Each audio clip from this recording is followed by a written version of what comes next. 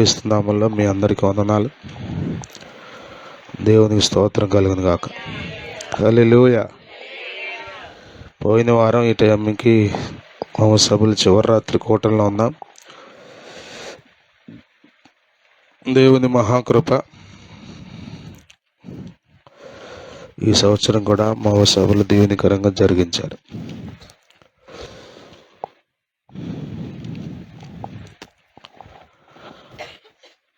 దేవుని వాక్యంలో నుండి దానియేలు గ్రంథంలో నుండి ఒక మాటను మనం పోయిన ఆదివారం చూసాం. గుర్తుంది ఎవరికైనా రెఫరెన్స్?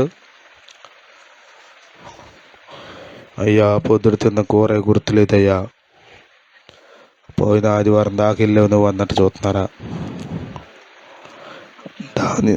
దానియేలు గ్రంథం 11వ అధ్యాయం 32వ వచనం.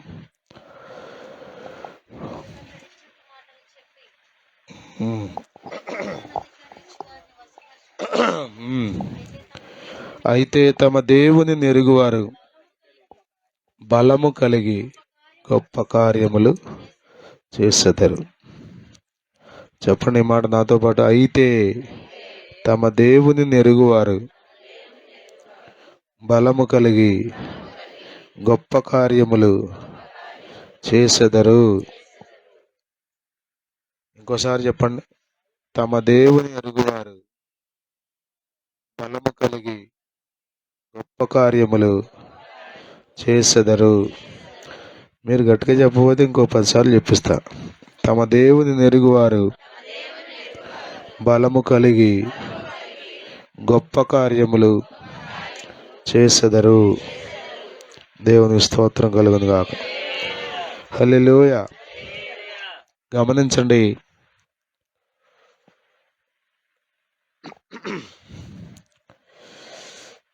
దేవునిని ఎరిగిన వారి జీవితాలు ఎలా ఉంటాయి అనే మాట మనం పోయిన ఆదివారం ఒక మాట జ్ఞాపకం చేస్తాం. అదేంటంటే, దేవునిని ఎరుగుట అంటే కేవలం చెప్పుకోవడం మాత్రమే కాదు, వారి క్రియలలో కనబడతాయి. క్రియలలో కనబడకపోతే ఊరికే చెప్పుకుంటే అలాంటి వారు నిజముగా దేవుణ్ణి ఎరిగిన వారు కారు అన్న విషయాన్ని మనం గ్రహించబద్దులమై ఉన్నాం. అపోస్తలుడైన పౌలు తీతుకు రాసిన పత్రిక 1వ అధ్యాయం 16వ వచనాన్ని మనం గడిచిన ఆదివారం చూసాం. వారు దేవుని ఎరుగుదమని చెప్పుకొందరు కానీ తమ క్రియల వలన ఆయనను ఎరగమన్నట్టు ఉన్నారు. చెప్పుకోవడం మాత్రం దేవుడు మాకు తెలుసండి అని చెప్పుకుంటున్నారు, కానీ క్రియలకు వచ్చేసరికి చాలా అసహ్యమైన కార్యాలు చేస్తూ దేవుణ్ణి ఎరగని వాళ్ళు చేస్తారే అలా చేస్తున్నారు. యేసు రక్తమే జయం. ఈ పూట ఒక మాట మనం జ్ఞాపకం చేసుకుని ముగించుకుందాం. అపోస్తలుడైన పౌలు తిమోతికి రాసిన 2వ పత్రిక 1వ అధ్యాయం 12వ వచనం.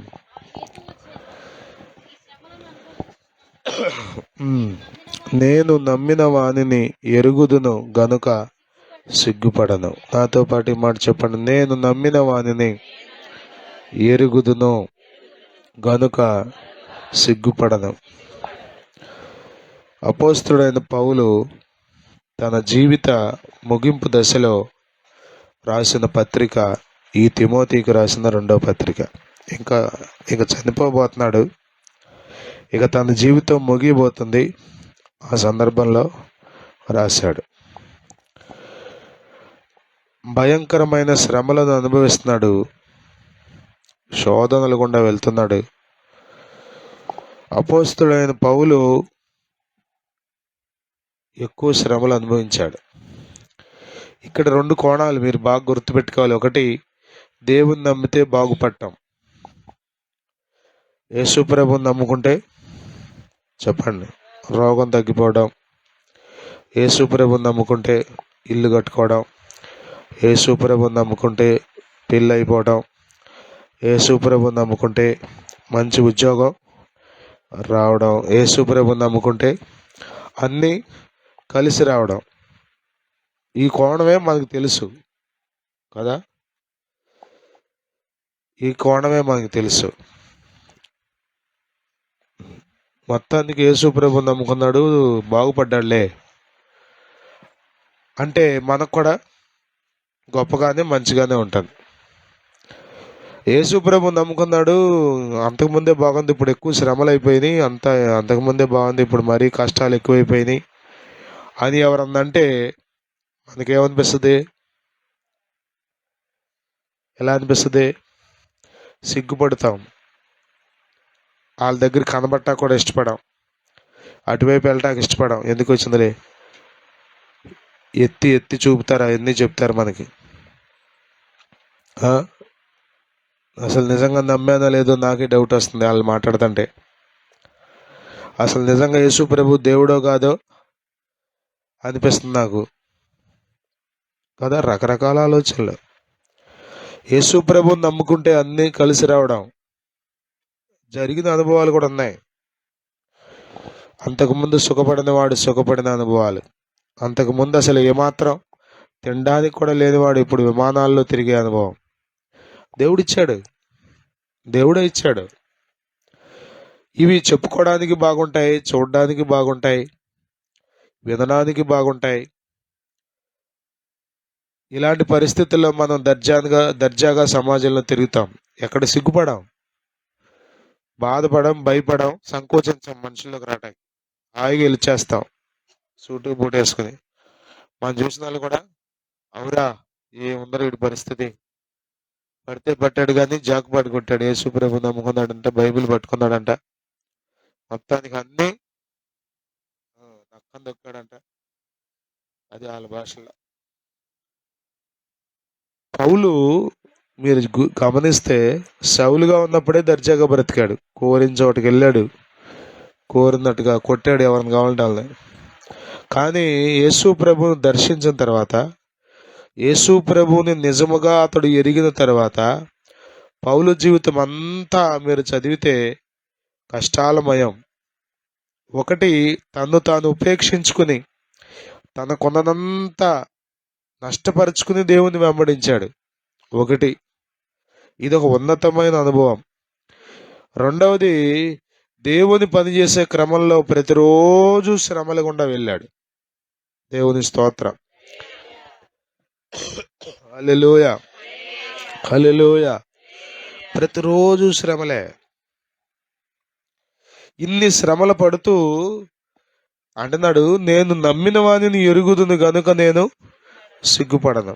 దేవుని స్తోత్రం, హల్లెలూయా హల్లెలూయా. చెప్పండి మీరు, మీకే అర్థం అవడం కోసం ఇంకో మాట చెప్తా. బాగా ప్రార్థన చేస్తున్నారు మీరు, ఇవ్వండి. మీ అబ్బాయి 10th క్లాస్ తప్పాడు అనుకోండి, ప్రతి కూటానికి వస్తారు మీరు, ప్రతి పనిలో ముందుంటారు, ప్రతి పని చేస్తారు. అబ్బాయి 10th క్లాస్ పరీక్షలో తప్పాడు అనుకోండి, చెప్పండి, ఇక సంఘంలో రావాలంటే భయం, లోపలే పీగుతూ ఉండదు ప్రాణం. ఏమనుకుంటున్నారో నా గురించి మన విశ్వాసులు? ఏమనుకుంటారు? ఖచ్చితంగా నువ్వు అనుకున్నట్టే అనుకుంటారు వాళ్ళు. నిన్నటిదాకా ఎంత ప్రార్థన చేసిందో చూసావా? ఏం ప్రార్థన? కొడుకు కూడా పాస్ అవ్వలేదంట, ఇప్పుడంటే పెద్ద ప్రార్థన పర్రాలంట. అమ్మో, ఎన్ని మాటలు చెప్పింది అనుకుందాం. మొన్నటిదాకా భాషలు మాట్లాడింది అంటారా అనరా? బయట వాళ్ళు అంటారా? సెపరేటీ అంటారు. ఎందుకంటే మనం మనుషులమేగా, క్రీస్తు రక్తంలో కడగబడి సంపూర్ణంగా దేవునికి అప్పగించుకుంటే తప్ప ఈ వంకర మాటలు మనలో నుండి పోవు. ఈ వంకర మాటను ఎందుకన్నా అంటే తీర్పు తీర్చేయటం, ఊరికి అనేయటం ఒక మాట. మనకేం తెలుసు చెప్పండి?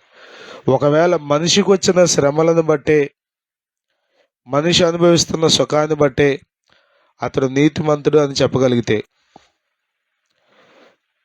మనం అసలు చెప్పండి, అదానీని, అంబానీని చెప్పరండి, ఈ మెగా పిచ్చిరెడ్డి గారిని, వీళ్ళందరినీ నీతిమంతులు అని చెప్పచ్చు. దుర్వార్త ఏంటి తెలుసా? వీళ్ళందరూ ఒకవేళ ప్రభు వచ్చేసరికి లేకపోతే వాళ్ళు ప్రాణం పోయే లోపు ప్రభువుని నమ్ముకోకపోతే నరకంలో ఉంటారు. వాళ్ళు ఎంత ధనవంతులైనా కావచ్చు. అర్థమవుతుందా?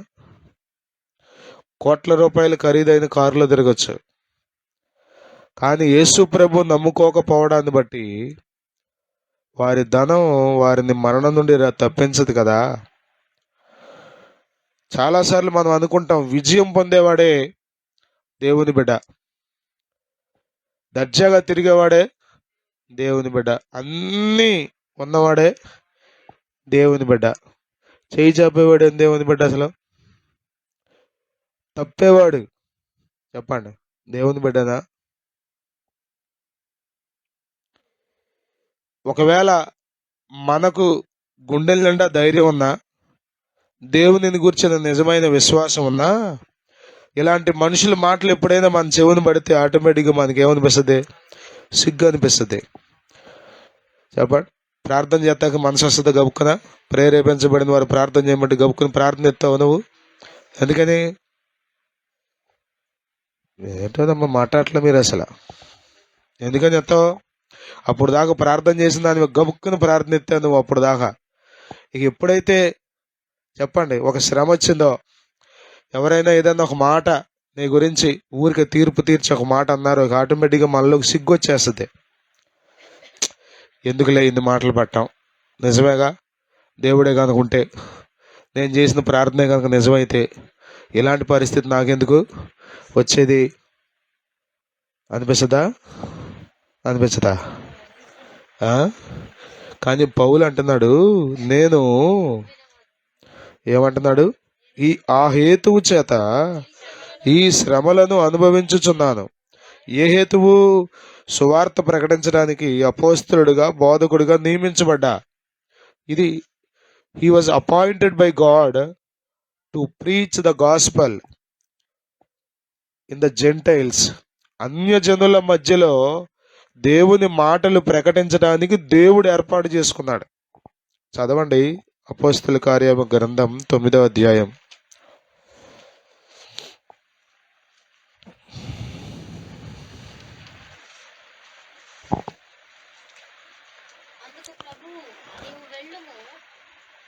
తొమ్మిది 15 వచనం చదవండి. అపోస్తల కార్యముల గ్రంథం 9వ అధ్యాయం 15వ వచనం, 111వ పేజీ, క్రొత్త నిబంధన. అన్యజనుల ఎదుటను రాజుల ఎదుటను ఇశ్రాయేలీయుల ఎదుటను నా నామము భరించుటకు ఇతడు నేను ఏర్పరచుకొనిన. ఎవరు ఏర్పాటు చేసుకున్నారట? ఎవరిని? మైకేల్ ఎవరిని? ఎవరు ఏర్పాటు చేసుకున్నారు? దేనికోసం అంట? నా నామమును భరించుటకు నేను ఏర్పరచుకొనిన. చూసారా? ఏర్పాటు చేసుకున్నాడు. అపాయింట్మెంట్ లెటర్ వస్తుంది కదా.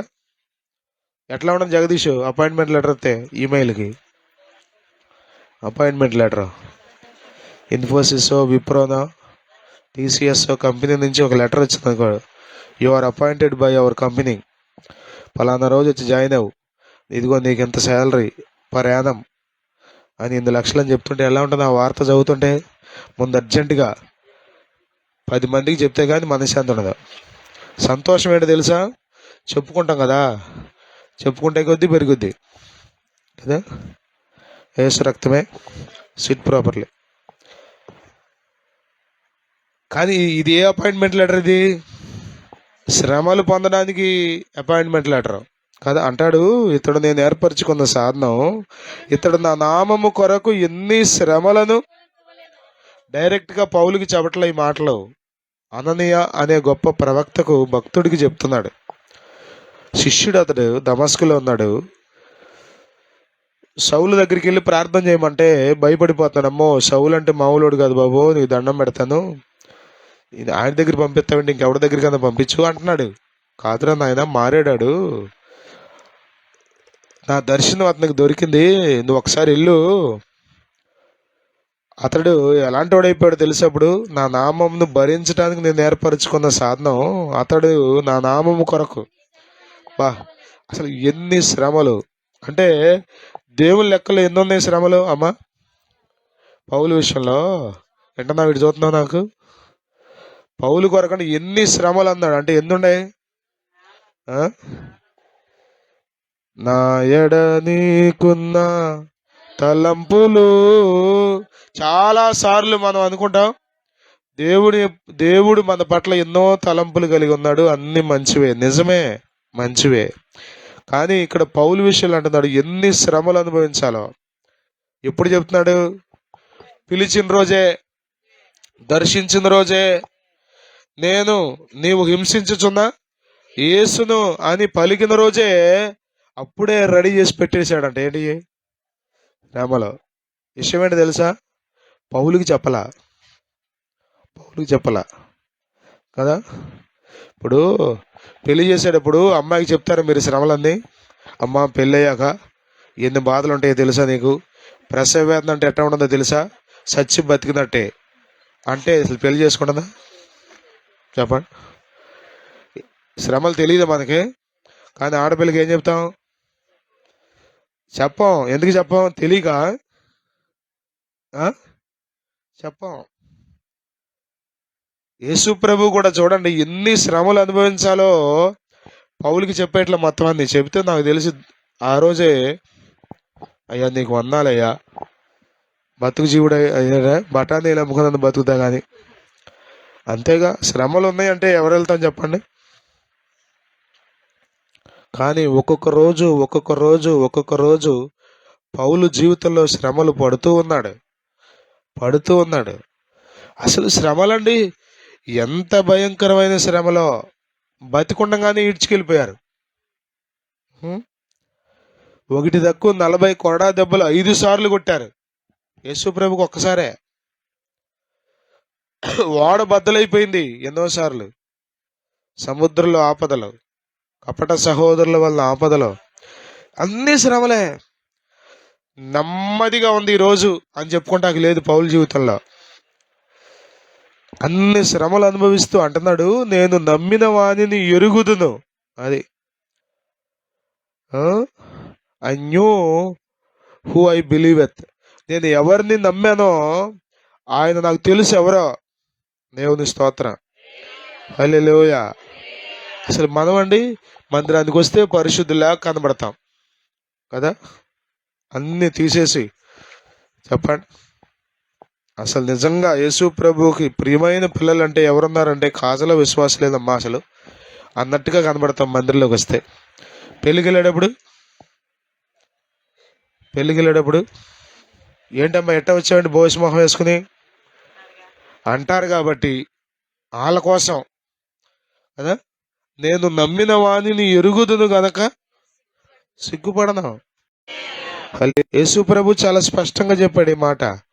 మీరు అన్యజనుల ఎదుట, ప్రజల ఎదుట నన్ను ఒప్పుకోవడానికి సిగ్గుపడితే నేను తండ్రి ఎదుట పరలోకంలో మిమ్మల్ని ఒప్పుకోవడానికి సిగ్గుపడతా కదా.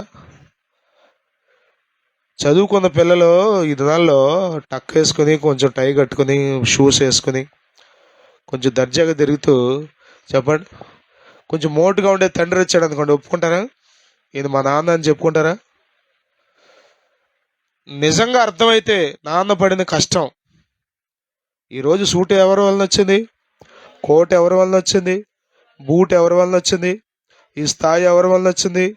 నా తండ్రే కదా కష్టపడింది, నా తండ్రే కదా. అసలు ఏమీ తెలియకుండా కదా. చాలాసార్లు ఇది అర్థం కాని విషయం, మిస్టరీ. నేను చాలాసార్లు మీతో ఈ మాట చెప్పాను. నేను తండ్రి అయిన తర్వాత, అంటే దేవుడు నాకు బిడ్డలనిచ్చిన తర్వాత మా నాన్న ఎంత కష్టపడ్డాడో నాకు అర్థమైంది. కొంచెం ముందే తెలిసింది కానీ బాగా అర్థమైంది అప్పుడే. మా నాన్న కష్టం నేను నాన్న అయిన తర్వాత అర్థమైంది నాకు. ఇంత కష్టపడ్డారా, ఎంత ప్రయాసపడ్డారా. ఇప్పుడు ఆయన మా నాన్న అని చెప్పుకోవడానికి సిగ్గుపడుతున్నాదంటే ఏమర్థమైంది ఇంక నాన్న గురించి? ఏమీ అర్థం అలా. సేమ్ తండ్రి, పరలోక తండ్రి విషయంలో కూడా అంతే. యేసయ్య నీ కొరకు రక్తం చెందించాడు, ప్రాణం పెట్టాడు, తన్ను తాను రిక్తునిగా చేసుకున్నాడు, నీ కొరకు దారిద్ర్యాన్ని అనుభవించాడు, నీ కొరకు దీనుడైపోయాడు, నీ కొరకు భయంకరమైన శాపగ్రస్తమైన సిలువను మోసాడు. ఇంత చేసి మరణాన్ని గెలిచి తిరిగి లేచి నీకు మరణం మీద జయమిచ్చి నిన్ను తన స్వాస్థ్యంగా చేసుకుని, నిన్ను తన సంపాద్యంగా చేసుకుని, నిన్ను తన కుమారుడిగా వారసుడిగా చేసుకుని, తన సొత్తైన ప్రజగా చేసుకుంటే, ఈయన మా తండ్రి, ఈయన మా రక్షకుడు, ఈయన మా దేవుడు, నేను ప్రభు బిడ్డను అని చెప్పుకోవడానికి సిగ్గుపడుతున్నావు అంటే నీకు అర్థమైందా దేవుడు అంటే ఎవరో? అర్థమైందా? ప్రియులరా, సిగ్గుపడుతున్నావా దేవుని విషయంలో? నీ జీవితంలో ఎదురయ్యే శ్రమలను బట్టి సిగ్గుపడుతున్నావా? నీకున్న పేదరికాన్ని బట్టి, ధనవంతులు మాట్లాడే మాటలను బట్టి నీవు సిగ్గుపడిపోతున్నావా దేవుని విషయంలో? వాడి వెండి వాడితో నశిస్తుంది, కానీ నీవు రక్షణ పొందావే, ఈ రక్షణ నిన్ను పరలోకానికి తీసుకెళ్తుంది. నువ్వు నమ్మావే, ఆ తండ్రి నిన్ను చేయి పట్టుకుని నిత్యరాజ్యంలోకి తీసుకెళ్తాడు. అది నీకు అర్థమైతే ధనవంతుల మధ్యలో నువ్వు సిగ్గుపడవు దేవుని బిడ్డదని చెప్పుకోవడానికి. సిగ్గుపడవు. నీ పేదరికాన్ని బట్టి నువ్వు సిగ్గుపడ అవసరం లేదు. నీ ఓటములను బట్టి నువ్వు సిగ్గుపడన అవసరం లేదు. నీకు ఎదురవుతున్న శ్రమలను బట్టి నువ్వు సిగ్గుపడన అవసరం లేదు. ఎప్పుడో తెలుసా నీకు అర్థమైతే దేవుడు ఎవరో. దురదృష్టమనాలో మరేమనాలో నాకు తెలియదు, కానీ ఈ దినాల్లో సంఘాల్లో 100కి 90 మందికి దేవుడెవరో సరిగ్గా అర్థం అవట్లా. దేవుడెవరో సరిగ్గా అర్థమైతే ప్రతి పరిస్థితిలో మనం సిగ్గుపడక ధైర్యంగా ప్రభువుని గురించి మాట్లాడతాం, ప్రభువుని గురించి సాక్ష్యం ఇస్తాం. దేవుని స్తోత్రం కలుగును గాక. హల్లెలూయా. అంటాడు అక్కడ తిమోతి పత్రికలో, నేను నమ్మిన వానిని నేను ఎరుగుదును గనుక నేను సిగ్గుపడను.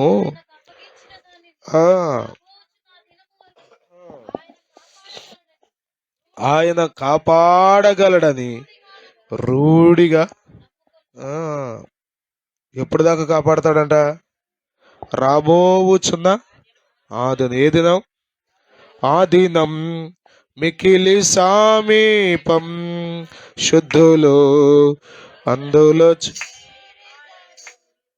ఆ దినం మికిలి సమీపం, శుద్ధులు అందరూ చేరేదారు.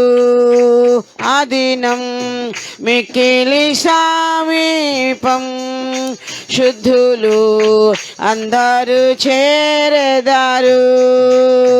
దేవుని బోరా ధ్వనించగా, దేవుని బోరా ధ్వనించగా, దేవాది దేవుని దర్శించేదాము, దేవాది దేవుని దర్శించేదాము.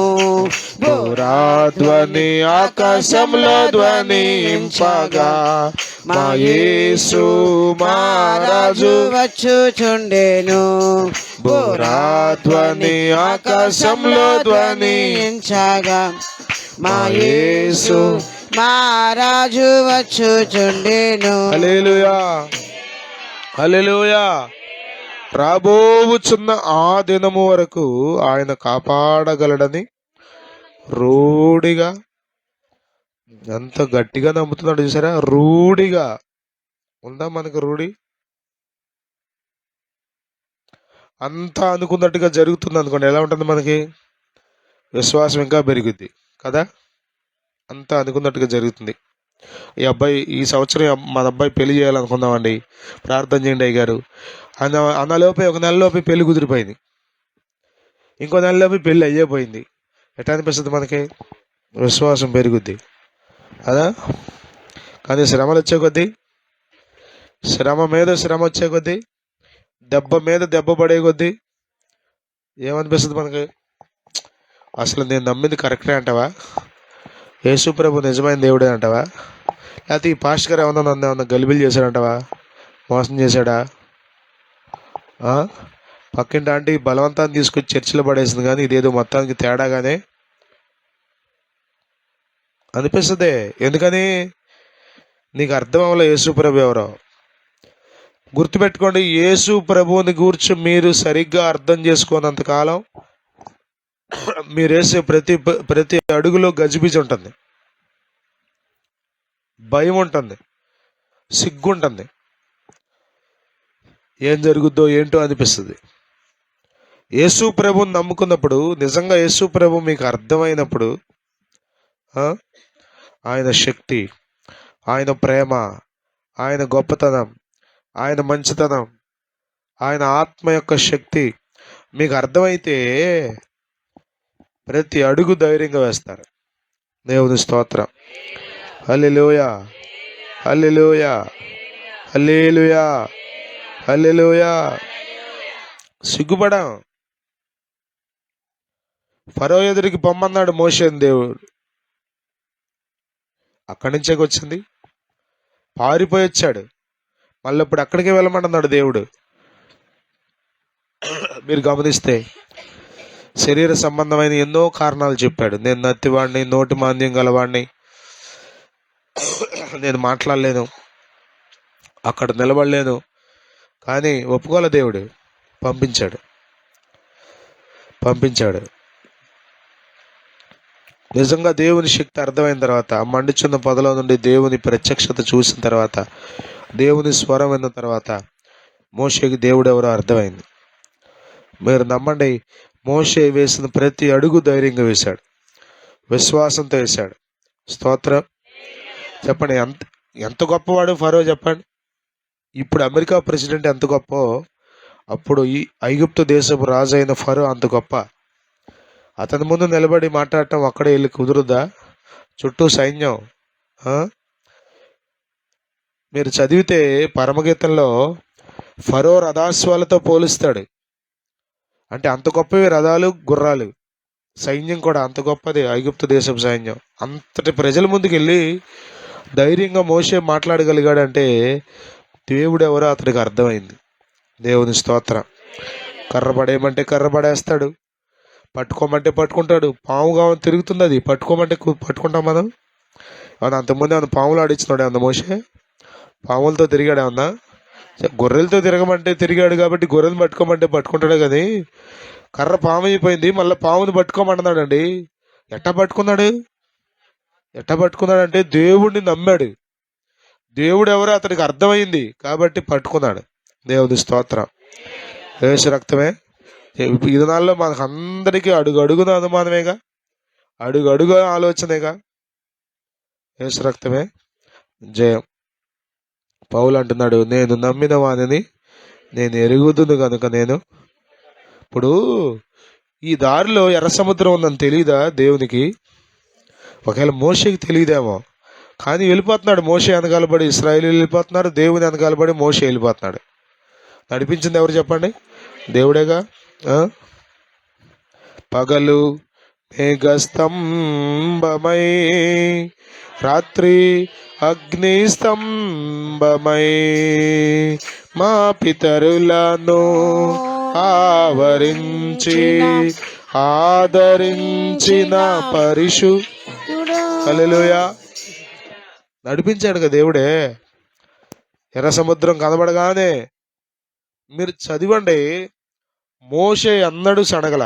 సమస్య ఎదురైనప్పుడు ఇశ్రాయేలీలు సణిగారు. ఇప్పుడు మోషే కూడా మనుష్యుడే కదా. ఎర్ర సముద్రం కళ్ళ ముందు కనబడుతుంటే ఏం చేయాలి? ఏంటి అసలు నువ్వు దేవుడు అయితే నన్నెందుకు ఈ దారి కూడా తీసుకెళ్తున్నావు? నేనేం చేయను ఈ సముద్రాన్ని? వెనకాలేమో టక్క టక్క టక్క టక్కామంట ఎవరు వస్తున్నారు? వచ్చేస్తున్నారు. తేలిక అనుకున్నారండి. మీరు వాక్యాన్ని ఊరికే చదువుకుంటూ వెళ్ళిపోతే ఏమీ అర్థం కాదు. ముందు సముద్రం, వెనకాల సైన్యం. బాగుంటుందా? నుయ్యి గొయ్యి అన్నారు. ఇప్పుడు గొయ్యిలో పడితే ఏమవుద్ది? లెగుతావు. కానీ ఇది నుయ్యి గొయ్యి కాదు, ఇది సముద్రం, సైన్యం. సముద్రంలో పడితే కొట్టుకుపోతాం. సైన్యానికి అప్పచెప్తే మళ్ళా మొదలే. ఏం మొదలు? ఎట్టి చాకిరి, బానిసత్వం. 430 సంవత్సరాలు ఏడిస్తే వచ్చింది విడుదల. అందరూ సణిగారు కానీ మోషే సణగల. కారణం ఏంటంటే దేవుణ్ణి నమ్మాడు. దేవుడు ఎవరో అతడికి అర్థమైంది. దేవుని స్తోత్రం. ఉన్నవాడను నేను అనువాడనయ్యున్నాను, కన్నవాడను నేను కన్నీటిని తుడిచావు. ఉన్నవాడవు నీవు అనువాడవయ్యున్నావు, కన్నవాడవు నీవు కన్నీటిని తుడిచావు. కష్టాల ఊబి నుండి లేవనెత్తినావు, కష్టాల ఊబి నుండి లేవనెత్తినావు. ఏమిత్తునయ్యా నేను, ఏమివ్వగలనయ్యా, ఏమిత్తునయ్యా నేను, ఏమివ్వగలనయ్యా. యేసయ్యా నా యేసయ్యా, యేసయ్యా నా యేసయ్యా. ప్రభునందు ప్రియులారా జ్ఞాపకం చేసుకోండి, నేను ఉన్నవాడను నేను అనువాడనని చెప్పాడు మోషేతో దేవుడు. అబ్రహాం, ఇస్సాకు, యాకోబుల దేవుడును. దేవుని స్తోత్రం కలుగును గాక. హల్లెలూయా. ఎవరు చెప్పండి? ఆయన ఉన్నవాడు, ఆయన దేవుని స్తోత్రం. హల్లెలూయా, హల్లెలూయా. ఉన్నాడు ఆయన. ఉన్నాడా? ఉన్నావా అని పాడుతున్నావు లేకపోతే అందరూ నన్ను విడిచినా నీవు నన్ను విడివానంటివే. అలాంటి దేవుడు ఆయన. తల్లిదండ్రులు విడిచినా నేను నిన్ను విడవనన్నాడు ఆయన. మామూలుడు కాదు ఆయన. సమస్య అంతా ఏంటి తెలుసా? మనకు దేవుడు అర్థం అవ్వక ఈ తిప్పలో గజిబిజి గందరగోళం బుర్ర జడగొట్టుకొని ఎన్ని ఆలోచనలో, టఫ్ టైమ్స్లో, కష్ట సమయాలలో ఎంత తేలిక బోధలు రావు, అంత చక్కగా మాటలు రావు. కష్టకాలం దుఃఖ సమయం నన్ను వేధించగా ప్రాణహితులే. హల్లెలూయా, హల్లెలూయా. దుఃఖ సమయం, టఫ్ టైం, కష్టం. సముద్రపు ఘోష ఒక పక్కన, సైన్యపు హోరు ఒక ప్రక్కన, ఇశ్రాయేలీల సణుగుడు ఒక ప్రక్కన. ఎంత భయంకరమైన పరిస్థితుల్లో మోషే నిమ్మలంగా ఉన్నాడు. దేవుని స్తోత్రం. హల్లెలూయా. కారణం ఏంటి తెలుసా? నేను నమ్మిన వానిని నేను ఎరుగుదును. నీవు ఎరుగుదువా?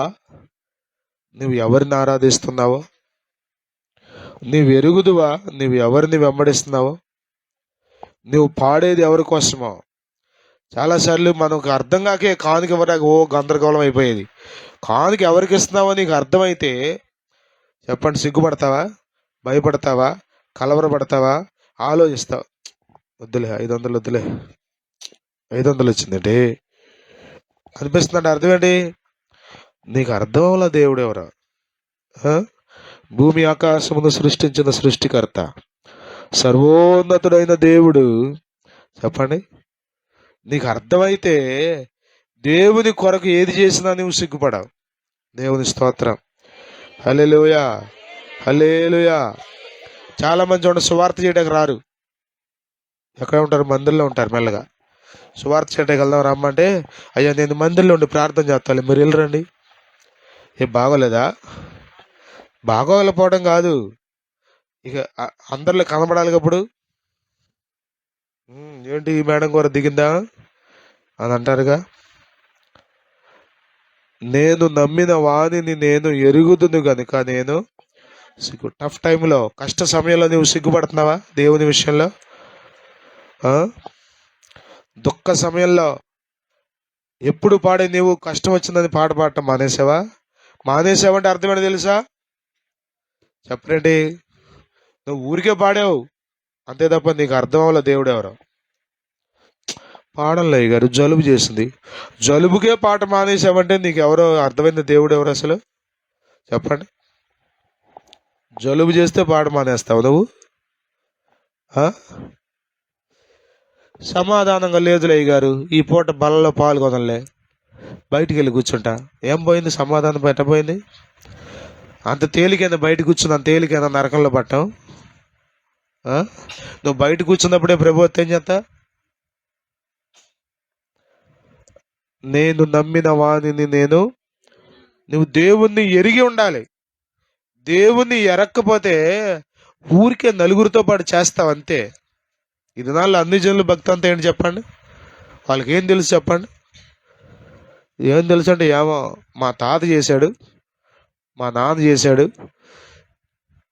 నేను చేస్తున్నాను, తర్వాత మా అబ్బాయికి అప్పచెబుతా, ఇంతే తప్ప వాళ్ళకి ఏం తెలియదు. సేమ్ అదే భక్తులు పొందాలో నువ్వు కూడా ఇక్కడ కూడా ఉంటే ఏదో ఒక రోజు నువ్వు దేవుణ్ణి విడిచిపెట్టాల్సిన దయనీయమైన పరిస్థితి వస్తుంది. దెబ్బ మీద దెబ్బ తగులుతుంటే, శ్రమ వెంబడి శ్రమ వస్తుంటే తట్టుకోలేవుక. అర్థం కాదుగా దేవుడు ఎవరో, నీకు అర్థం అవ్వలేదు కదా, ఉండలేవు దేవునితో. ప్రియులరా, మనము దేవుణ్ణి ఎరగాలి. స్తోత్రం. వాక్యం చదివేది ఎందుకోసమో తెలుసా? దేవుడు ఎవరో అర్థం అవడం కోసం. ప్రార్థన చేసేది ఎందుకో తెలుసా? దేవుడు ఎవరో అర్థం అవడం కోసం. ప్రసంగాలు ఎందుకో తెలుసా? ప్రసంగాలు ఎందుకు అనుకున్నారు? మీకంటే ఎక్కువ అలసిపోయా నేను, అలసిపోతూనే వస్తున్నా. ఈ వారం అంతా ఖాళీగా ఉండకూడదు అనుకున్నా, అందుకని ఏదో ఒక మోటింగ్కి వెళ్తూనే వచ్చా ప్రతి చోట. సహజంగా రెస్ట్ తీసుకోమంటుంది శరీరం. రెస్ట్ తీసుకో, ఇక రోజు రెస్టే. ఇక రెస్ట్ రెస్ట్ రెస్ట్ అవసరంలా. ఇప్పటికే చాలా వయసు అయిపోయింది, ఇప్పటికే చాలా బలం అయిపోయింది, ఇప్పటికే చాలా ఓపిక అయిపోయింది. ఇంక ఓపిక ఉంటలా, ఇంకా రెస్ట్ తీసుకుంటే ఏం చేద్దాం? నీకు దేవుడు ఎవరో అర్థమైతే అలసిపోయినా పనిచేస్తావు. అందరిలో అలరైపోయినా కానీ దేవుని విడిచిపెట్టావు. దేవుని స్తోత్రం. హల్లెలూయా, హల్లెలూయా, హల్లెలూయా. నీకు దండలేస్తేనే దేవుని వెంబడించడం కాదు, నిన్ను అవమానించినప్పుడు కూడా దేవుని వెంబడిస్తావు. నీ గురించి చెడ్డగా మాట్లాడుతున్నప్పుడు కూడా నువ్వు దేవుని వెంబడిస్తావు. నీకు శ్రమలు వస్తున్నప్పుడు కూడా దేవుని వెంబడిస్తావు. దానికి కారణం ఏంటంటే నువ్వు దేవుణ్ణి ఎరిగి ఉన్నావు. దేవుని స్తోత్రం. హల్లెలూయా, హల్లెలూయా, హల్లెలూయా. మనం ఆరాధించే దేవుడు మనల్ని ఎరిగినవాడు. దేవుని స్తోత్రం. తెలుసా దేవుని గురించి మీకు అసలు? తెలుసుకుంటున్నారా ఏమైనా? ఏమీ తెలియదండి కొద్దిమందికి దేవుని గురించి, యేసు ప్రభుని గురించి. ఏదో వస్తారు, క్రిస్మస్లు అయిపోతాయి, ఈస్టర్లు అయిపోతాయి, మీటింగ్లు అయిపోతాయి, ఉపవాస కూటాలు అయిపోతాయి, కానీ ప్రభువు గురించి ఏమీ అర్థం చేసుకోరు. ఎరిగి ఉన్నానయా నీకేది అసాధ్యము కాదని. ఎరిగి ఉన్నాడంట. ఏమని? ఏమి ఎరిగాడు? నీకేది మాట ఇచ్చి నెరవేర్చుతావని. దేవుడ నీవని మారని వాగ్దానములు నా కొరకై దాచించినావని. హల్లెలూయా. ఏమి తెలియదు, ఏదో వచ్చాం, అయిపోయిందా? ఏంటమ్మా రొట్టె ముక్క ఏంటి, చంద ముక్క చేశారేంటి? ఏంటి తీపిగా లేదేంటి? అదేమన్నా భోజనమా? ఇక నీకు దేవుని గురించి అర్థమైతే మిగతావన్నీ పెద్ద లెక్కలోకి రావు. నీ మీద పడే శ్రమలే కావచ్చు, నీకు వచ్చే నిందలే కావచ్చు, నీవు పడే అనుభవాలే కావచ్చు, వేదనలే కావచ్చు, దేవుడు ఎవరో నీకు అర్థమైతే ఇవేమీ పెద్ద లెక్క కాదు అసలు. అమ్మో, కొద్దిమంది అండి ఒక మాట అన్నారంటే ఇక అంతే, దాన్నే పట్టుకుని గుంజుకుని గుంజుకుని గుంజుకుని గుంజుకుని యేసు రక్తమే. చెప్పండి, ఎన్ని సంవత్సరాల నుంచి 7 మాటలు ధ్యానిస్తున్నావు కదా సిలువలో, అది ఎప్పుడన్నా ధ్యానించావా? అంతసేపు అన్నా ఆ మాటే. అసలు ఎంత మాట అందా, ఎంత లావు మాట అందమ్మా, ఎంత లావు మాట. ఏం లావు అంటే మరి నాకు అర్థం కాల. మాటలో లావు ఉంటాయా? ఎంత లావు మాట అందమ్మా. అసలు నన్ను అందమ్మా, నన్ను దాకా నాతో కలిసి తిరిగిందమ్మా. ఓరి దాన్ని ధ్యానిస్తున్నావు నువ్వు? దేవుణ్ణి నువ్వు ఎరిగి ఉన్నావా? దేవుణ్ణి నీవు ఎరిగి ఉంటే మిగిలినవేవి పెద్ద లెక్కలోకి రావు నీకు. మిగిలిన వాటి గురించి నువ్వు పెద్ద పట్టించుకో, మిగిలిన వాటి గురించి నువ్వు పెద్ద టెన్షన్ పడవు. వచ్చిన దారిని వస్తాయి, పోయే దారిని పోతాయి. యేసు రక్తమే జయం. కానీ ప్రభువు నిన్ను నిలబెడతాడు, ప్రభువు నిన్ను వాడుకుంటాడు, ప్రభువు నిన్ను జనములకు దీవెనకరంగా చేస్తాడు. అన్య జనులు ఎదుట, రాజులు ఎదుట నేను నిలబెడతా అన్నాడు దేవుడు. ఎవరిని? పౌలుది. ఎట్లా? పెద్ద సూట్ వేసి పెద్ద రథం మీద కూర్చోబెట్టి నిలబెడతా అన్నాడా? సంఖ్యలేసి నిలబెడతాడు, బంధకాల్లో పెట్టి నిలబెడతాడు. అక్కడ కూడా ఏం చేస్తాడో తెలుసా? యేసును ప్రకటించడానికి. గట్టిగా చప్పట్లు కూడా స్తోత్రం చెప్పండి. హల్లెలూయా, హల్లెలూయా. కొద్దిమందికి నాకేం చేశాడు ప్రభు, వాళ్ళు సాక్ష్యం చెప్తున్నారు, నువ్వు కూడా చెప్పరాదమ్మా, ఇప్పుడు చెప్పండి సాక్ష్యం. వాళ్ళకంటే చేశాడు, నాకేం చేశాడు? నాకేం చేశాడని నోరుందే, అది ఇచ్చాడుగా దేవుడు. నాకేం చేశాడు, నాకేం చేశాడని తలెగరేస్తున్నావు కదా, అది ఇచ్చాడుగా దేవుడు, అది ఇచ్చిన దేవుడేగా. అందుకన్నా చెప్పొద్దా? ప్రియులరా, మనము దేవునిని ఎరిగితే ఎక్కడ అవిధేయమైన ఆలోచనలు రావు. దేవునికి ఆయాసకరమైన మార్గాల్లో మన ప్రయాణం సాగదు. ఇంకా ఇంకా ఇంకా ఇంకా దేవునికి దగ్గరగా బ్రతుకుతాం. శ్రమ పడే కొద్దీ ఇంకా అనుకూలంలోకి వస్తాం. శ్రమలు ఎక్కువయ్యే కొద్దీ ఇంకా దేవునికి దగ్గర అవుతాం. దేవునికి స్తోత్రం. శ్రమలు ఎక్కువయ్యే కొద్దీ ఇంకా సువార్త ప్రకటిస్తాం. ఇదిగో దేవుడు నన్ను కాపాడతాడు. నాకు తెలుసు. ఎన్నిసార్లు కాపాడలేదు దేవుడు నిన్ను? ఎన్నిసార్లు కాపాడలేదు? ప్రాణాపాయ పరిస్థితుల్లో ఎన్నిసార్లు తెలుసా నీకు? గేదెలు మేపడానికి వెళ్తే ఒకసారి నేను చిన్నపిల్లాడిగా ఉన్నప్పుడు, ఇప్పుడు సుధీర్ వాళ్ళ ఇల్లు ఉంది కదా, రామయ్య గారి ఇల్లు, ఈ ఇంటి మధ్యలో 4 కాళ్ళ మధ్యలో ఉన్నా నేను. అంతే, పడేసి తొక్కేసేయాలి. తొక్కలు అక్కడ ఆగిందట. 4 కాళ్ళ మధ్యలో నేను పడి ఉన్నా. ఒకసారి నూతులు పడ్డా. ఎన్నోసార్లు అపాయాలు వచ్చినాయి. ఎందుకు కాపాడుతున్నాడు? సిగ్గుపడిపోతావు నా దేవుని గురించి? ఏంటి, ప్రార్థనకి వెళ్తారా మీరు? అప్పుడప్పుడు క్రిస్మస్ పండుగ అట్ట వెళ్తాలేమ్మా, అంతకు వెళ్ళను లోతుగా. అప్పుడప్పుడు ఏదో వాళ్ళు పిలుస్తూ ఉంటారు. ఏంటిది చెప్పండి, అది ఎరిగావు నువ్వు దేవుణ్ణి? ప్రియులరా, ప్రభు త్వరగా రాబోతున్నాడు. నువ్వు దేవుని ఎరిగావని చెప్పుకుంటూ సిగ్గుపడుతూ బ్రతుకుతుంటే నువ్వు ఎరగలేదని గుర్తుపెట్టుకో. సిగ్గుపడేవాడు దేవుని బిడ్డ కాదు. దేవుని విషయమై సిగ్గుపడేవాడు ఎన్నటికీ దేవుని బిడ్డ కాడు. ఇప్పుడైనా మారు మనసు పొందు. ఇప్పుడైనా ఇంకా ప్రభు నందు విశ్వాసం ఉంచు, ప్రార్థన చేసుకో, ప్రభు కృప చూపుతాడు. ఇంకా ఇంకా నువ్వు దేవుణ్ణి ఎరగాలి. ఇంకా దేవుడు నీకు అర్థం అవ్వాలి. అడుగు దేవుణ్ణి, ప్రభా నాకు ఇంకా నువ్వు అర్థం అవ్వాలి ప్రభా, నీ ప్రేమ అర్థం అవ్వాలయ్యా, నీ మంచితనం అంతా అర్థం అవ్వాలయ్యా. మోషే అడుగుతాడండి, ఇదిగో నిన్ను చూడాలి అయ్యా నిన్ను చూడాలయ్యా. మోషే తట్టుకోలేవు. మోషే 1,000,000 సూర్యుల కంటే కాంతిని కలిగిన వాడినయ్యా, చూడలేవు నాన్న. కాదయ్యా, ప్లీజ్ అయ్యా నిన్ను చూడాలయ్యా. ఏం ఆశ అండి అసలు. అందుకనే మోషే నిలబడ్డాడు. దేవుని స్తోత్రం.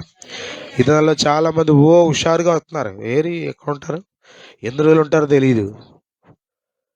నాకున్న ఒక బాధ ఏంటో తెలుసా? మేము చిన్నప్పుడు రక్షించబడిన క్రొత్తలో వాళ్ళు చాలా హుషారుగా పనిచేసేవాళ్ళు, హుషారుగా భక్తి చేసేవాళ్ళు, హుషారుగా దేవుని సేవించేవాళ్ళు, హుషారుగా మందిరానికి వచ్చేవాళ్ళు. ఇప్పుడు బాధ ఏంటంటే రక్షించబడిన వాళ్ళు అసలు క్రొత్తలోనే ఉసూరుమంటూ ఉన్నారు. ఇంకా ముందు ఎట్లా ఉంటారో అనిపిస్తుంది నాకు. అసలు ఆ కొత్తలో ఉన్న హుషారు కూడా లేకపోతే ఇంకా ముందు ఏముంటుంది?